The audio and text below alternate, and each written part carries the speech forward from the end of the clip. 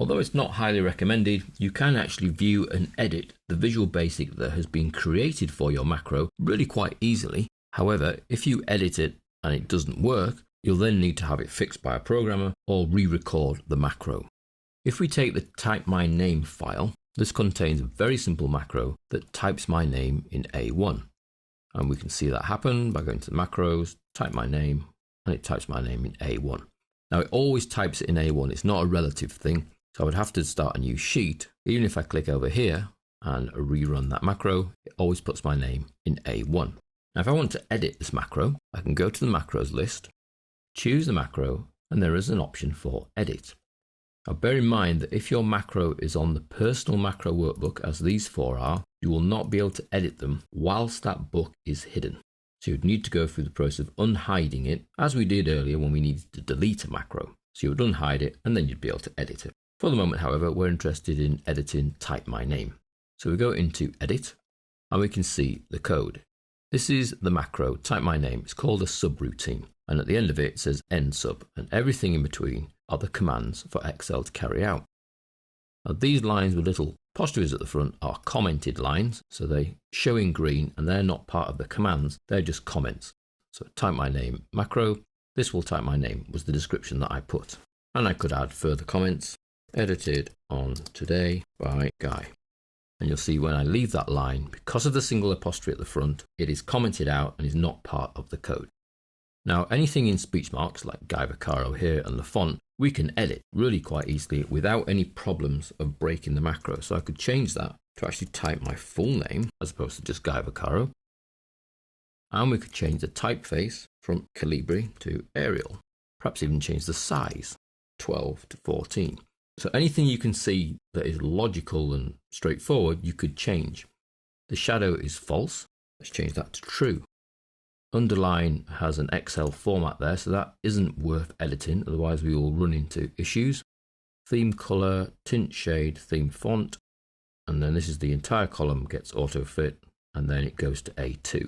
So you can see it goes to A1, puts my name in, selects A1, does all this bold font, etc., and then goes to auto fit column A, and then goes into A2. Now, having made changes to this, I don't need to actually save the changes. I can just close the VB editor. I'm taken back to Excel, start a new sheet, and rerun type my name. And you can see it then types in my full name, so not just Guy Vaccaro. And if I check the home ribbon, I can see that it hasn't responded with the font for some reason, but it has done the font size, possibly because Arial is not a font in here. There it is. Maybe I've spelt it wrong. So it's done most of the things, but it hasn't done the font. So it's done the size, it's done the extra text. Let's go back to the macro and edit. And let's change the bold to false so that it doesn't embolden. Again, we just close, new sheet, macros, type my name, run. So we can see that it's not emboldened, so on home it's not got B, but it's still doing Calibri. It's effectively ignoring that Arial control. The reason for that, if we go back into the macro and edit, is this line here, the theme font. It's actually using the theme to set the font rather than listening to the instruction here. So let's comment out that line. Now this can be a little bit dangerous because you don't know what knock-on effect that's going to have. So I put a little single apostrophe and then click away and that line goes green, indicating that it will be ignored. So again, I close the editor. Let's have a new sheet and run. And this time we see that it is going to Arial size 14 because it's ignoring the theme font. The last little edit I would like to make is to stop it from always going into A1 and to actually type my name wherever I am. So we go back to the macro and edit. Now the single line that is causing it to put it in A1 is this here, range A1.select. Little single apostrophe that. So it doesn't then select A1, it goes to the next line command, which is the active cell. So wherever I happen to be, it will then type my name. However, it will then go and format range A1. So we're going to comment out that line as well, and then copy and paste it, and change range A1 to active cell.select. And let's see if that works. we are living a little dangerously, making so many edits. So we select a cell over here and type my name. And you can see that it does type your name and it does format it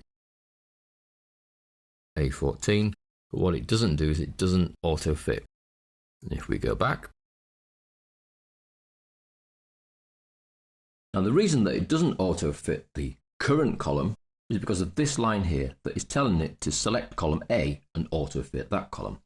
Now we don't want that to happen, so let's comment out that line, then take a copy of it. The reason I'm commenting is it keeps it there so we can use it again, and we replace columns AA with active cell. It will take the active cell, the entire column, and auto fit it.